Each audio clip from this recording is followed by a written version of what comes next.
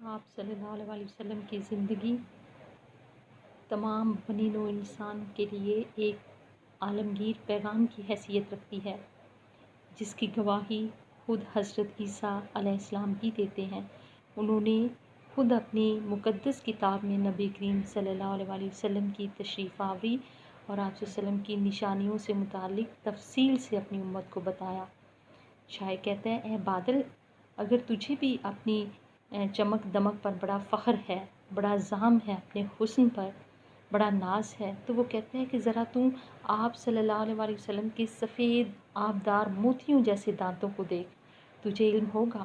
کہ تیرے اندر موجود بجلیوں کی چمک دمک ان دندان مبارک کے مقابلے میں بہت کم قیمت ہے۔ اسٹوڈنٹس، ایک چیز پیش نظر رکھیں کہ نظم ایک فکری اکائی ہوتی ہے، اس میں مجموعی طور پر ایک ہی ٹاپک ہوتا ہے، ایک ہی موضوع ہوتا ہے، جس کو شاعر مختلف زاویوں سے اور مختلف انداز نظر سے بیان کرنے کی کوشش کرتا ہے۔ اب ٹاپک اس میں بھی نبی کریم صلی اللہ علیہ وسلم کی تعریف و توصیف ہے، لیکن دیکھا جائے تو پہلے شعر کے اندر بھی آپ صلی اللہ علیہ وسلم کی فضیلت کو بیان کیا گیا ہے،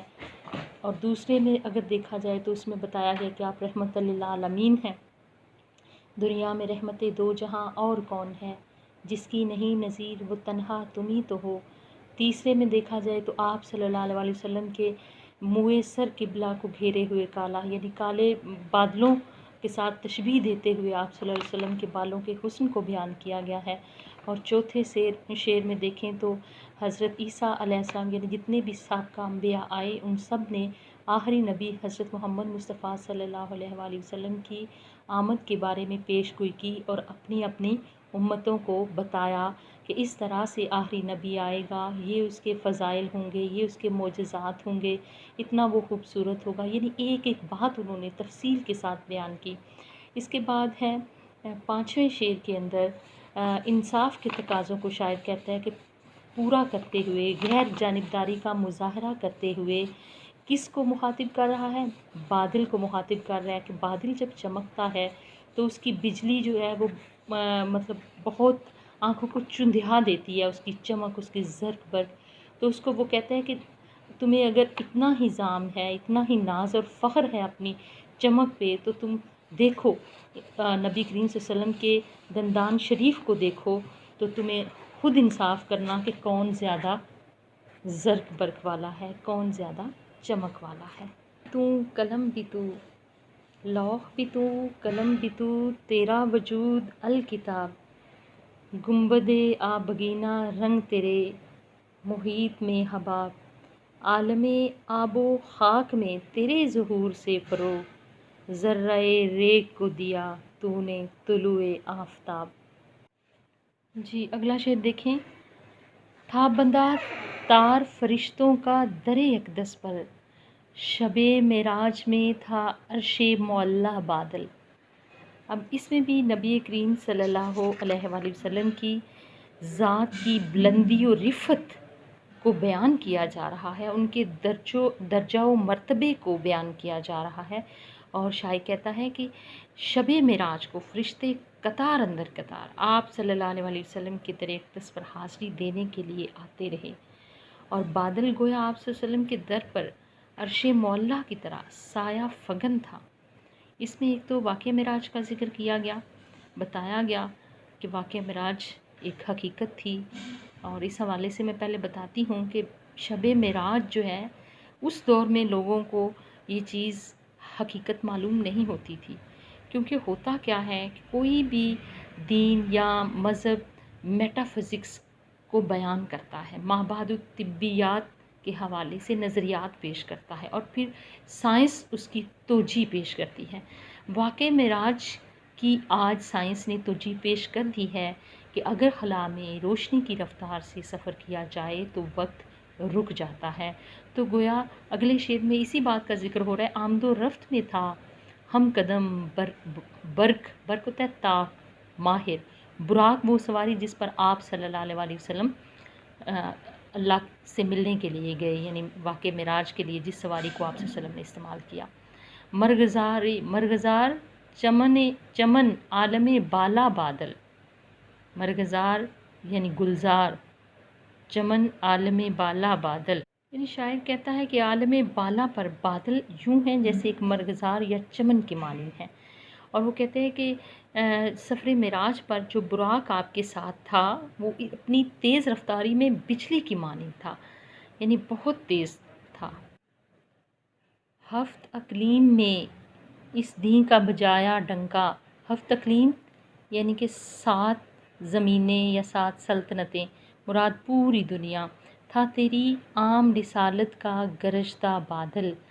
یہاں بھی آپ صلی اللہ علیہ وسلم کی عظمت و فضیلت بیان کی گئی ہے اور بطری پیغام تھے، اور آپ صلی اللہ علیہ وسلم کی بدولت دین اسلام کا ڈنکا بجا، دنیا کے کونے کونے میں اللہ کا پیغام پہنچا، اور آپ صلی اللہ علیہ وسلم کی رسالت اور نبوت کا بادل جو ہے وہ گرجنے لگا۔ آپ صلی اللہ علیہ وسلم نے اپنی محبت، مروت، شفقت و معدت کی 2 دھاری تلوار سے دین اسلام کو کائنات کے اس کونے سے اس کونے تک پہنچا دیا۔ دین اسلام تیری تیغے 2 دم سے، 2 دم 2 دھاری دونوں طرف سے جو تیز ہو، سے چمکا یا اٹھا قبلے سے دیتا ہوا کاندھا بادل۔ آستانے کا تیرے دہر میں وہ رتبہ ہے کہ جو نکلا تو جھکائے ہوئے کاندھا بادل۔ واہ! تیغ میدان شجاعت میں چمکتی بجلی، ہاتھ گلزارے سخاوت میں چمکتا بادل۔ یعنی آپ صلی اللہ علیہ وسلم کی عظمت و فضیلت کا اندازہ اس واقعے سے لگایا جا سکتا ہے کہ جب جبرائیل آئے آپ صلی اللہ علیہ وسلم کے پاس، اور وہ آتے تھے تو سلام کرتے تھے، اور مطلب جب بھی ملنے کے لیے آتے یا کوئی پیغام لے کے آتے تو اجازت طلب کرتے، یہاں تک کہ عزرائیل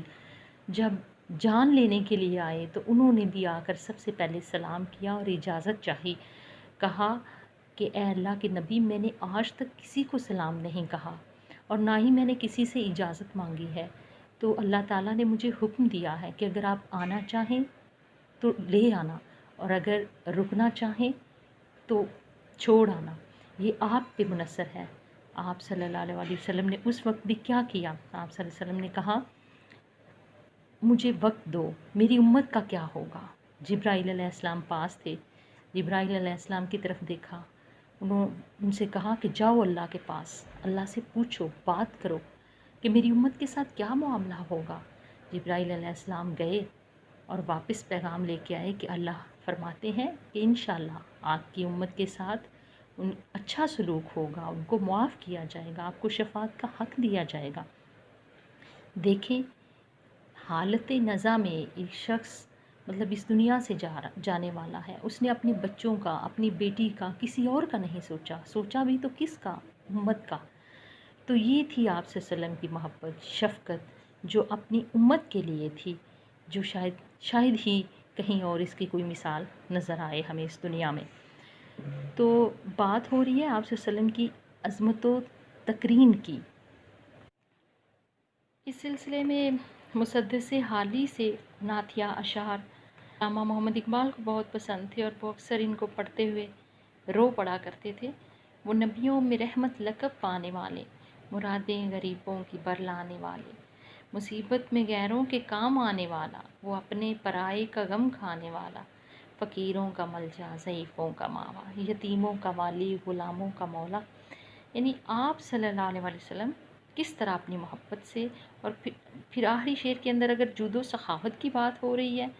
کہ آپ صلی اللہ علیہ وسلم کس قدر سخی تھے، کس قدر فیاض تھے۔ جود و سخا بلند ہے، لطف و عطا بلند، شاہ بلند شان کی ہر ہر ادا بلند۔ جود و سخا بلند ہے، لطف و عطا بلند، شاہ بلند شان کی ہر ہر ادا بلند۔ لب پہ میرے ہے ذکر اس ذات جمیل کا، ذکر جمیل جس کا خدا نے کیا بلند۔ مدت سے رنگ رنگ ہے رنگین نوا قلم، مدت کہتے ہیں تعریف کو، مدت سے رنگ رنگ ہے رنگین نوا قلم، رنگے سخن کو کر گیا حرف ثنا بلند۔ آپ صلی اللہ علیہ وآلہ وسلم میدان جنگ میں ایک ایسی تلوار کی مانند ہیں کہ جو چمکے تو بجلی محسوس ہو۔ آپ صلی اللہ علیہ وسلم کی سخاوت، فیاضی کا یہ عالم ہے کہ جیسے بادل ہو جو برسے تو زمین کے ہر ٹکڑے کو مساوی سیراب کرے، یعنی مسلمانوں اور کفار سب کے لیے آپ صلی اللہ علیہ وسلم کی محبت، سخاوت سب کے لیے یکساں تھی۔ وہ دانائے سبل، ختم الرسل، مولائے کل، جس نے غبار رہ کو بخشا، فروغ وادی سینہ،